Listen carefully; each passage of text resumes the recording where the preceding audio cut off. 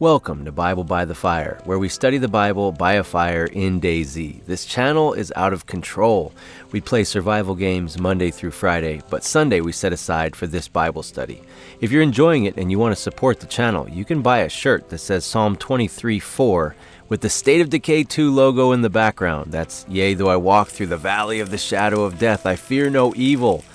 It's an awesome shirt. Has to do with the zombie game and the Bible. Where else are you going to get that? Also DAYZ therapy gear. So if you want to support it, hit the thumbs up, share it most of all, share this video. But check out those shirts in the merch store link below. Anyway, our study today is going to be in Matthew chapter 25. Any prayer requests, put them in the comments and I definitely will pray for them.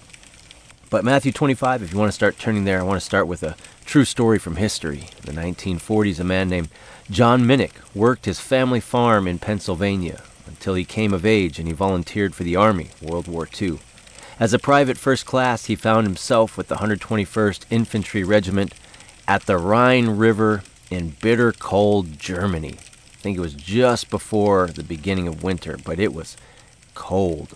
They needed to build a makeshift bridge, basically two big old ropes, across that river, to get some gear across the river so they could flank the German soldiers who were holding the Ludendorff Bridge. The Allies needed that bridge in order to get tanks and Humvees, supplies, food over the Rhine River and deal a winning blow to finish off the war. This was a huge turning point in this region in World War II. Sergeant was at the Rhine River with the regiment. He asked for one volunteer. He himself was going to swim the river with the rope. The river was strong. The current was strong. It was freezing, bitter cold. And worst of all, enemies were positioned at a point just far enough that they could reach it with rifle fire, so they'd be under fire while swimming this freezing cold river. Who's going to go with me? Well, John raised his hand. John Minnick volunteered in a moment's notice. He grabbed a rope, his sergeant grabbed a rope. They waded into that freezing cold water. Wind was whipping, they could hear the sound and the water running and rushing. It was freezing. His lips were quickly turning blue and his teeth were chattering. Hearing the river, hearing the wind, but then hearing these disturbing little plinks in the water as bullets were plinking in the water around him. Every now and then, hearing a whiz go right by his ear, heart pounding, feeling more alive than ever. He got across that river with his sergeant, and they tied the ropes down like they needed to tie them so that the other men could take some of the gear across. They could wade across with some of the heavier equipment, just enough equipment to be able to assault the Nazis at the Ludendorff Bridge.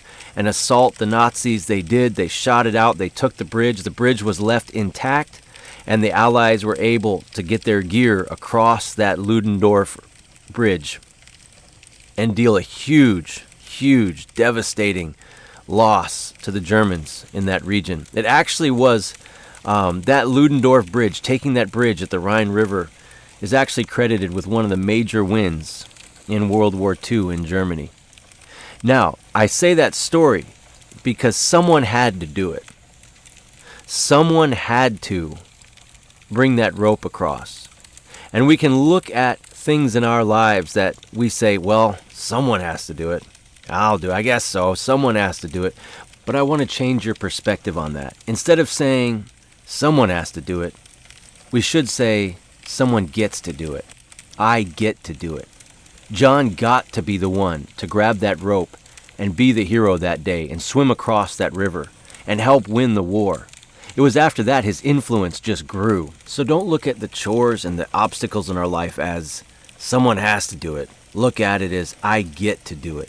It's a privilege to serve a purpose. Be that guy or be that gal who gets to do it, who gets to serve, who gets to save the day, who gets to be the one to bless others, who gets to take the kids to school or the grandkids to school, who gets to change that flat tire, who gets to have those hard conversations that need to be had, who gets to cook the dinner or do the dishes. Because those are all your opportunities to be the man. And I'm not talking about literal man, I'm talking about figurative. Even if you're a woman, you can be the man and to bless others, to be the hero. And you'll see your influence grow like John did. In Matthew chapter 25, Jesus gives a parable. He says the kingdom of heaven is like a man who calls his servants to them. These are like his trusted servants. They're like family to him as you study the original Greek language. He says, gave one 5 bags of gold, another 2, another one, each according to their ability. Then he went on a journey, and when the one who had received 5 bags of gold at once put his money to work and gained 5 more. So also the one with 2 gained 2 more. But the man who received 1 bag, he dug a hole, put it in the ground, and just hid the money. After a long time, the master of those servants returned and settled accounts with them. The man who had received 5 bags of gold brought the other 5. He said, Master, you've entrusted me with 5 bags of gold. See, I've gained 5 more. His master replied, Well done, good and faithful servant. You've been faithful with a few things. I will put you in charge of many things. Come and share in your master's happiness. And he says the same to the man who had earned 2. Take the opportunities and the abilities that God has given you to get out there and get stuff done, to bless others. And the result of living that kind of life is the attaboy. Well done, the Lord says. I see your faithfulness, good and faithful servant. You did well with a little. Now I will give you a lot. And we see this principle that as we're faithful with a little, our influence will grow. And lastly, he says, share with me in my joy. There's an eternal joy. But to the lazy one, we see the master takes everything and he ends up alone in darkness and in regret. For time's sake, go read the rest on your own and study it for yourself. But the result of not serving, not stepping up, not being the one who says, I get to do this, I get to serve, I get to step in and help, I get to use my opportunities, my abilities, my health to bless others and get good things done. Those things don't go unnoticed by God. Many times we're not thanked in this life by those who ought to thank us, but God sees. And that reward is coming. And that reward will even be in the form of influence in this life. That you're going to start to see people gravitate towards you. You're going to see a good influence in your family, in your marriage, in your extended family. And your life is going to be so filled with joy. But we have to be the ones who grab that rope, say, I get to swim this river. I get to be the hero. I get to use the strength that I have or the money that I have or the words or the wisdom or the things that I've learned to help serve others.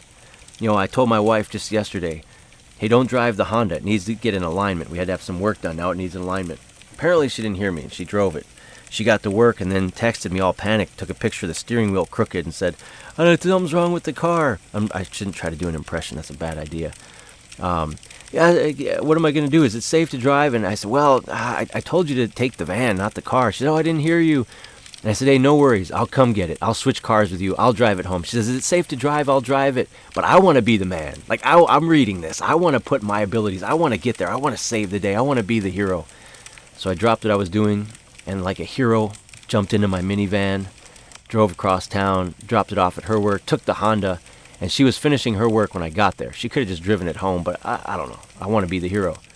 Not only was I not mad about it, I told you not to take it. It interrupted my day. I said, hey, you want to go out for coffee? And we had a little coffee date, right? I'm not trying to build myself up. I'm not. I'm a knucklehead. But this idea of I get to do that. I get to do the inconvenient thing. Someone has to do it. That's true. But I get to do it. I choose to do it because I want to be pleasing to God. I want to be a blessing to others. I don't want to be that lazy and wicked servant just looking for comforts. That's a story for another day. But I want to be the one who jumps in the river, who swims across with the rope, who brings my people with me, who helps win the war. That's who I want to be. So think about that today.